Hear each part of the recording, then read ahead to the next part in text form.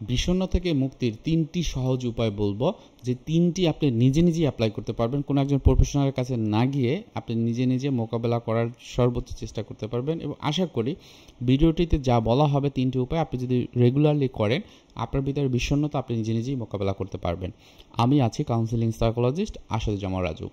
আপনার এই ভিডিওগুলো করার মূল উদ্দেশ্য হচ্ছে, আপনারা যে যেখানেই থাকেন, বাংলাদেশে থাকেন, বাংলাদেশের বাইরে থাকেন, প্রবাসে থাকেন, আপনি সেখান থেকেই অ্যাপ্লাই করে এগুলো আপনি যেন ভালো থাকতে পারেন। কেননা প্রফেশনাল কোনো কাউন্সিলিং সাইকোলজিস্টকে খুঁজে পাওয়া বা তার কাছ থেকে কাউন্সিলিং নেওয়া আপনাদের অনেকের বিভিন্ন রকমের সমস্যা তৈরি হয়, সেটি আমি জেনে এই ভিডিওটি তৈরি করার চেষ্টা করেছি এবং সেটা আমি জানি।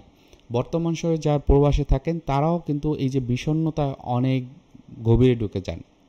তাহলে যারা এই ধরনের সমস্যায় ভোগেন, অবশ্যই আপনাদের এই যে 3টি যে বিষয় সেগুলো আপনি নিজেরা করবেন। 1 নম্বরে যেটি, সেটা হলো হালকা ব্যায়াম করা বা হাঁটাহাঁটি করা। আপনারা যারা বিদেশে থাকেন তারা দেখেন যে বিভিন্ন রকমের মানসিক টেনশন কিন্তু কাজ করে। আপনি যখন দেশে ছিলেন যে কাজগুলো সেগুলো মনে পড়ে, অতীতের বিষয়গুলো আপনার মাথায় চলে আসে, বিষণ্ণতা অনেক বেশি থাকে। তাহলে এই সময়গুলোতে দেখা যায় যে বিষণ্ণতার জন্য বিভিন্ন রকমের হরমোন কিন্তু কার্যকরী ভূমিকা পালন করে। এই হরমোনগুলোকে একটা স্বাভাবিক প্রক্রিয়ায় রাখার জন্য ব্যায়াম খুবই গুরুত্বপূর্ণ ভূমিকা পালন করে।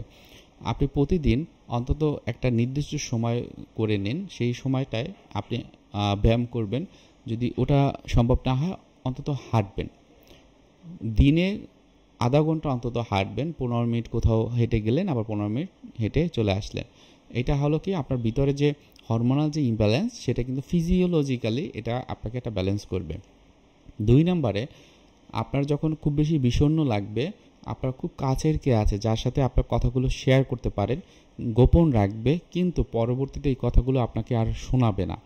আপনাকে যদি শোনায় বা আপনি যদি এটাকে নিয়ে টেনশন করেন পরবর্তীতে, তখন এটা কিন্তু অ্যাংজাইটি ডিসঅর্ডার বা অ্যাংজাইটি আপনার ভিতরে তৈরি হবে।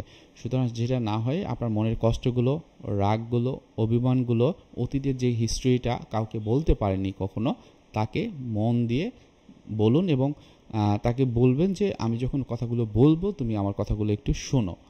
সো এটা কি হবে, আপনার নিজের ভিতরে একটা হিলিং তৈরি হবে। কোনো একজন প্রফেশনাল সাইকোলজিস্ট অথবা সাইকিয়াট্রিস্টের কাছে না গিয়ে ইনিশিয়াল ট্রিটমেন্টটা বা প্রাথমিক যে চিকিৎসাটি সেটি আপনি নিজের জন্যই অ্যাপ্লাই করতে পারবেন।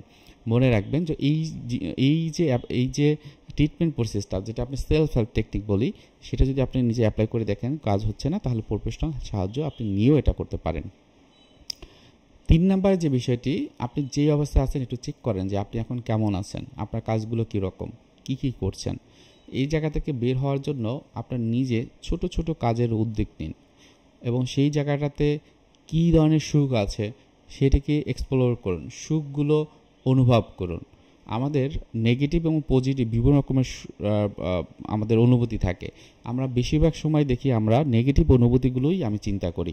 তাহলে নেগেটিভ অনুভূতিগুলো চিন্তা না করে বরং পজিটিভ যে চিন্তা বা পজিটিভ কিভাবে করতে পারি সেই বিষয়ের উপর একটু খেয়াল রেখে মানুষের সাথে মেশা বা নতুন একটা কাজের উদ্যোগ নেওয়া অথবা কাউকে সাহায্য করার মাধ্যমে কিন্তু আমরা সুখটা পেতে পারি। সো এই বিষয়গুলো করুন এবং আশা করব আপনার বাসাতেই আপনি ভালো থাকতে পারবেন আপনার বিষণ্ণতা থেকে এই 3টি সহজ প্রক্রিয়ার মাধ্যমে। কারো কোনো প্রশ্ন থাকলে অবশ্যই কমেন্টে জানাবেন। ধন্যবাদ এবং আসসালামু আলাইকুম।